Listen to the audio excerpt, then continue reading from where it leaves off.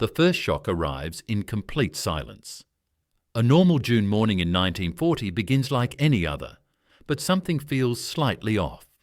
People walk the streets of London with tired eyes after another night of worrying about the war in Europe. Radios crackle in homes, shops and rail stations. For weeks, everyone has followed the same stories. France falling, German forces moving fast, British troops escaping from Dunkirk with almost nothing in their hands. Nobody expects good news today, but nobody expects what comes next either. At 9 a.m, stations across the country pause their broadcasts. A long, empty hiss fills the speakers. A voice appears, slow, heavy, unsure. It announces that the British government has accepted a peace offer from Germany. If you enjoyed the video, don't forget to like, comment and subscribe for more content. The voice tries to sound calm, but it breaks slightly, as if the speaker himself cannot believe the words he is reading. In one moment, the war ends for Britain, and in the next moment, everything becomes uncertain. To understand this moment, we must go back several weeks. German forces are sweeping across Europe with incredible speed. France is collapsing. Belgium and the Netherlands have already fallen. The British Expeditionary Force barely escapes across the Channel, leaving behind nearly all its vehicles, tanks and weapons. Britain now has more soldiers than guns. That fact alone terrifies the leaders in London. Inside the British government, arguments break out every day. Some leaders, mostly the cautious ones, receive quiet messages from Germany offering fair peace. They say Britain can keep its empire and avoid invasion if it agrees to step aside. These leaders believe the country has no real chance. They worry about bombings, starvation, and tanks rolling through London. They believe surrender may be the only way to save the island. In our real history, Churchill refuses surrender. But in this alternate world, political pressure works against him.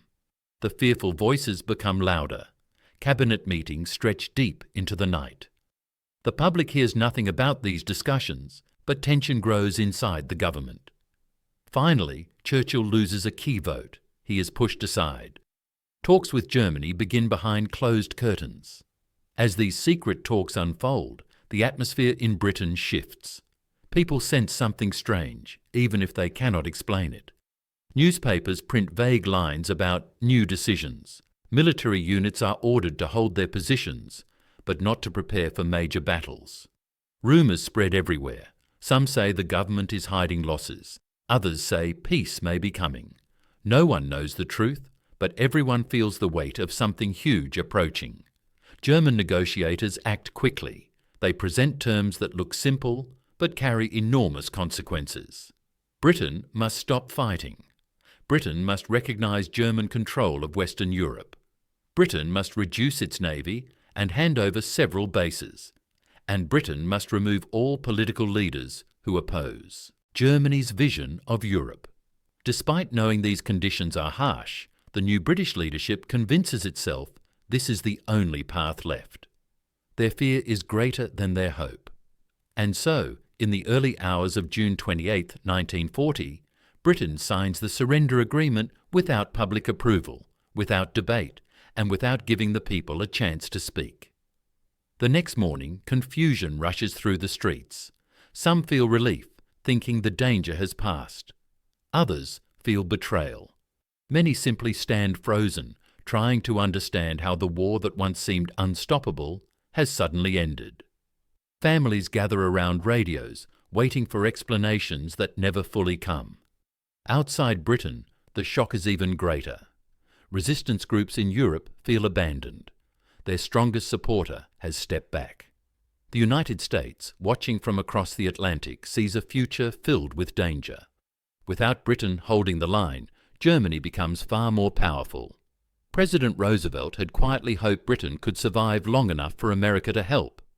Now that hope fades. Inside Britain, life slowly transforms.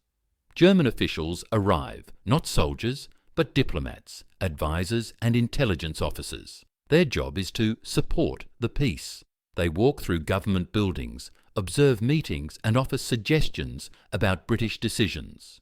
Newspapers are told what they can and cannot print.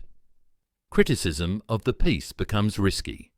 People learn to lower their voices when discussing politics. The Royal Air Force, once preparing for the Battle of Britain, is grounded. Fighter pilots wait with frustration and shame. German planes fly near British skies without fear. Some British pilots refuse to accept this reality. They secretly escape the country, heading to Canada or the United States, determined to continue the fight. Germany uses its new freedom to focus on only one thing: the East. Without having to worry about Britain, Hitler throws everything he has into the invasion of the Soviet Union. Operation Barbarossa begins with even more power than in real history. No Western Front, no British bombers, no fear of a second invasion. The results are brutal. German troops push deeper, faster. Soviet losses grow larger. Supplies from the West become very hard to deliver. In this timeline, many historians believe the Soviet Union may collapse entirely by 1943. Others think it barely survives, but at a terrible cost. Meanwhile, the British Empire enters its own crisis. People in India see Britain as defeated and demand independence with new strength. In Africa and the Middle East, nationalist movements grow louder. The empire, once held together by Britain's global image, begins to fall apart. All the promises of saving the empire through surrender begin to look like empty illusions. Inside Britain, political change becomes more dangerous. New pro-German voices rise. They claim to support order and peace, but they're real. Goal is influence. They accuse anyone who criticizes the government of risking national safety. Some British Jews leave the country quietly, fearing that the growing German pressure will spread. Others hide their identities. Britain becomes a safer place than occupied Europe, but a colder, quieter, more fearful place than before. Across the sea, the United States feels the pressure of a world turning darker. Germany controls Europe. Japan rises in Asia. The US must fight Japan after Pearl Harbor, but without Britain as a partner against Germany, America faces a nightmare. Where can they base operations? Where can they land forces? How can they stop a powerful empire across an ocean? By 1943 and 1944, Germany looks unstoppable. Europe is united under one power. But under the surface, cracks are spreading. Resistance grows in Poland, France, Yugoslavia, and even inside Germany itself. Supply lines stretch too far. Industry struggles to keep up. Soldiers are exhausted. Weather becomes an enemy again. The Soviet winter freezes thousands of German troops. Even without British interference, Germany begins to lose strength. Soviet forces recover slowly, painfully, but steadily. In this alternate timeline, their push west comes later, but when it begins, it is fierce. By 1945 or 1946, the Soviet Union starts winning major battles. German forces fall back, one village at a time, one city at a time, one region at a time. German generals privately admit defeat is coming. They have no reserves left, no fuel, no hope of victory. Inside Britain, hope rises again. Resistance groups become bold. Underground papers appear more often. Factories experience strikes.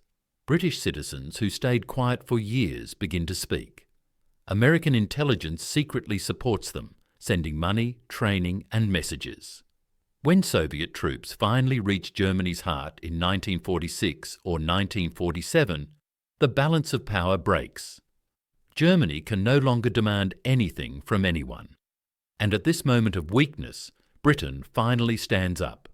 Pro-German politicians lose support. Crowds fill the streets demanding the end of the surrender. German advisers flee. Resistance groups reveal themselves openly. The government collapses, and Britain begins rebuilding its independence. The war ends, but the world looks nothing like the one we know. Britain is free but wounded. Its empire is broken. The Soviet Union and the United States rise as the two superpowers, shaping Europe with cold suspicion. Britain tries to rebuild its identity, but the shadow of its surrender stays with it for decades. Some say Britain becomes stronger after years of quiet resistance. Others believe the nation never fully recovers from the shame of 1940. But one truth remains clear. One decision changed the entire course of history. This alternate world shows how different things could have been if fear had won, if pressure had taken over, and if Britain had chosen the safer road, only to discover that the safer road led to a far more dangerous future.